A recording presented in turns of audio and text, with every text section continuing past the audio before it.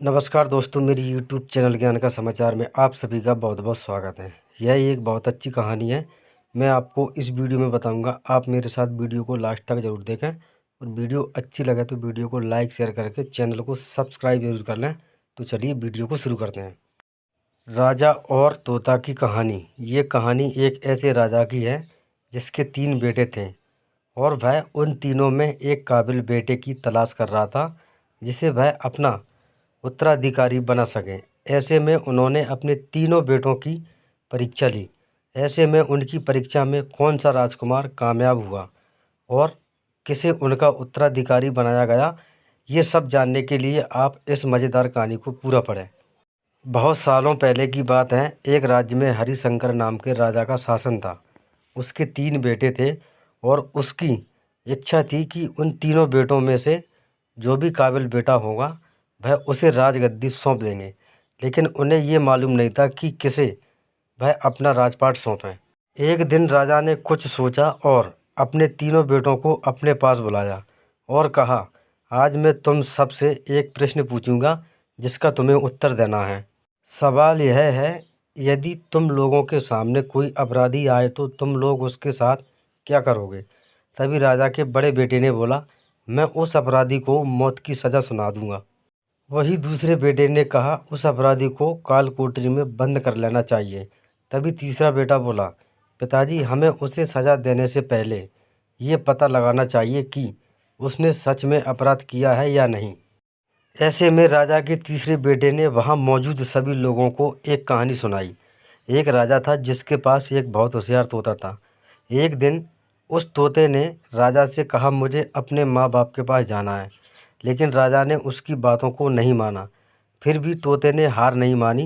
वह राजा के पीछे पड़ गया और जिद करने लगा कि उसे उसके माता पिता के पास जाने दें।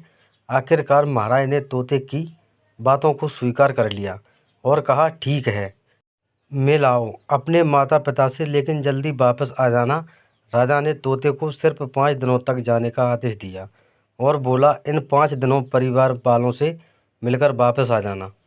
तोता खुशी खुशी 5 दिनों के लिए अपने घर चला गया। 5 दिनों के बाद जब वह राजा के पास वापस लौट रहा था तो उसे ख्याल आया कि क्यों ना वह महाराज के लिए कोई भेंट लेकर जाए।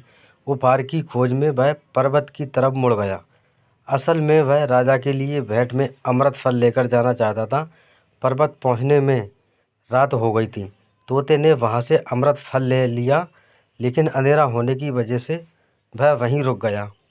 रात में जब तोता सो रहा था तभी वहां पर एक सांप आया और वह राजा वाला अमृत फल खाने लगा। सांप ने फल को खाया, इस वजह से उस फल में जहर फैल गया था। लेकिन तोते को इस बात का बिल्कुल भी अंदाज़ा नहीं था। अगले दिन जब तोता उठा तो वह उसी फल को लेकर महल की ओर बढ़ गया।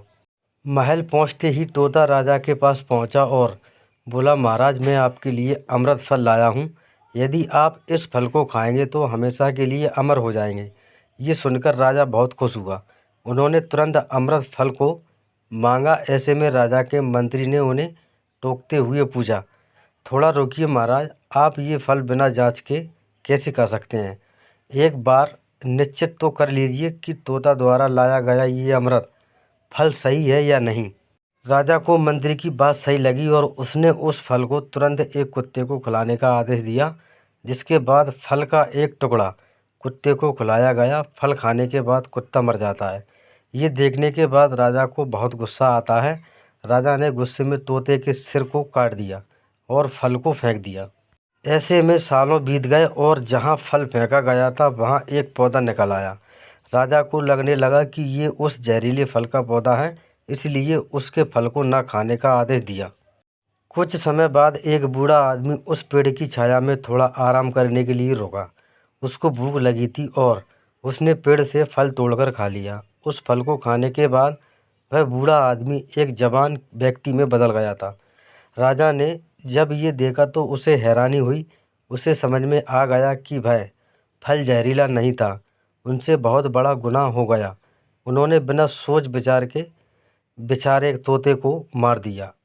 इस बात का राजा को बहुत पछतावा हो रहा था। इसकी वजह से वह मन ही मन में बहुत अफसोस जताने लगे। इसके बाद राजा के तीसरे बेटे की कहानी खत्म हो गई। इस कहानी के खत्म होने के बाद राजा हरिशंकर ने अपने तीसरे बेटे को अपना सारा राजपाट सौंप दिया और अपना उत्तराधिकारी घोषित कर दिया।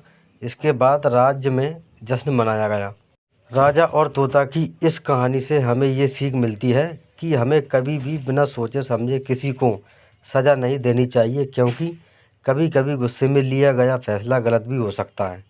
तो दोस्तों, मेरी वीडियो अच्छी लगी हो तो नीचे कमेंट बॉक्स में ज़रूर बताएं। धन्यवाद।